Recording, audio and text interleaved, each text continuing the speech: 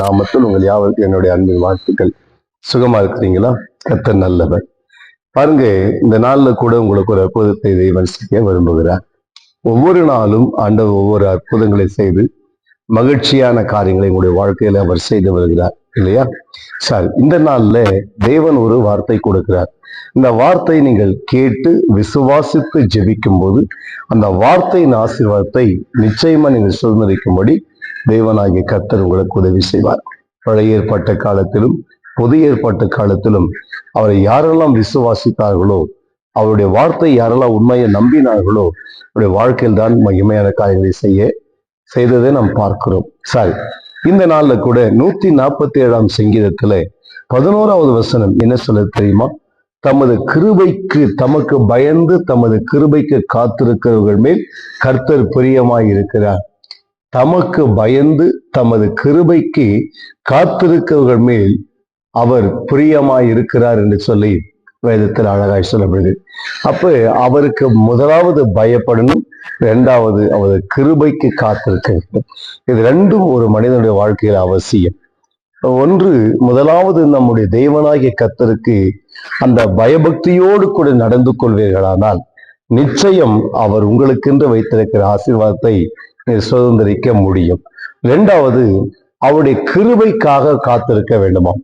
ஏசாயா தீர்க்கதரிசன புத்தகம் 40ஆம் அதிகாரம் 31வது வசனம் சொல்லுது, கர்த்தருக்கு காத்திருந்து அவருடைய வார்த்தைக்கு யாரெல்லாம் கீழ்ப்படுகிறார்களோ அவர்களுக்கு அவர் பலனை தருகிறார், அவர் சுகத்தை தருகிறார் என்று சொல்லி நம்ம பார்க்கிறோம்.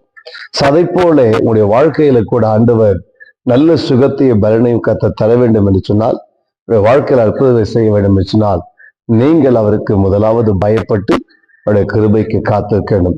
அப்படி காத்திருக்கும் போது என்ன நடக்கும்னா, அவருடைய நேசம் உங்கள் மேல் வரும். அவர் உங்கள் மேல் பிரியமாய் இருப்பார். அப்போது நீங்கள் நினைக்கிற காரியம், ஜெபிக்கிற காரியங்கள் எல்லாவற்றையும் வெற்றி வைக்க பண்ணுவார். எனக்கு அன்பான கர்த்தருடைய பிள்ளைகளே, கவலைப்படாதீங்க, சோர்ந்து போகாதீங்க. ஏதோ ஒரு தேவைக்கு மத்த நீங்கள் இருக்கிறது உண்மைதான். ஏதோ ஒரு காரியம் உங்களுடைய இருதயத்தை மிகவும் கலங்க பண்ணும். ஐயோ, இந்த தேவைக்கா நான் என்ன பண்ண போகிறேன்? என்னுடைய மகளுக்கு இன்னும் சரியாய் வேலை கிடைக்கவில்லையே, என்னுடைய கணவருக்கு வேலை தேடி தேடி தேடி தேடி மிகுந்த களைப்பாய் வந்து விட்டார், இனி என்ன செய்ய போறோம்? இந்த மாதத்தின் தேவை எப்படி சந்திக்க போகிறதுன்னு சொல்லி கலங்கி தவிக்கிறீங்களா? கலங்காதீங்க. உங்கள் கலக்கத்தை மாற்றதான் ஆண்டு இன்றைக்கு உங்களோடு பேசிக் கொண்டிருக்கிறார். தமக்கு பயந்து தமது கிருபைக்கு காத்திருக்கிற மேல் அவர் பிரியமா இருக்கின்ற வசனத்தின்படி நீங்க அவருக்கு பயந்து நடங்க, அவருடைய கிருபைக்கு காத்திருங்க, அவர் நோக்கி எப்போதை ஜெபம் பண்ணுங்க. நிச்சயம் கர்த்தர் உங்களுக்கு அற்புதம் செய்வார். நான் உங்களுக்கு ஜெபிக்கிறேன். அன்பு பிதாவே, உமக்கு நன்றி செலுத்துவோம். என்னோடு இணைந்து இந்த யூடியூப் வாயிலாய் இந்த செய்தியை கேட்கிற நம்முடைய பிள்ளைகளை கர்த்தர் ஆசீர்வதியும். ஆண்டவர் என்ன தேவைக்காக அவர் ஜெபித்தா அந்த தேவை இயேசுவின் நாமத்தில் சந்திக்கப்படுவதாக நம்முடைய பிள்ளைகளுக்கு நீர் அற்புதம் செய்யும், ஆசீர்வதியும், சுகத்தை தாரும். என்ன தேவைக்காக அவர்கள் ஜெபித்து விட்டு போனாலும் அந்த காரியத்துல ஒரு வெற்றியை கட்டளையிடும் ஆண்டவரே, இது அப்படி செய்வதற்காக ஸ்தோத்திரம். இயேசுவின் நாமத்தில் ஜெபிக்கிறோம் ஜீவனுள்ள நல்ல பிதாவே, ஆமென். கண்பானவர்களே, நாம் ஜெபித்திருக்கிறோம். அற்புதங்களை எதிர்பாருங்க. நீங்க பெற்றுக்கொண்ட நன்மைகளை எனக்கு கமெண்ட்ல சொல்ல மறக்காதீங்க. நம்முடைய சால்வேஷன் ஃபுல் காஸ்பல் ஈஜி சபையில வருகிற 18ஆம் தேதியிலிருந்து டிசம்பர் 8ஆம் தேதி வரைக்கும் 21 நாள் உபவாச ஜெபத்தை நம்முடைய சபையில் நாம் ஒழுங்குபடுத்தியிருக்கிறோம்.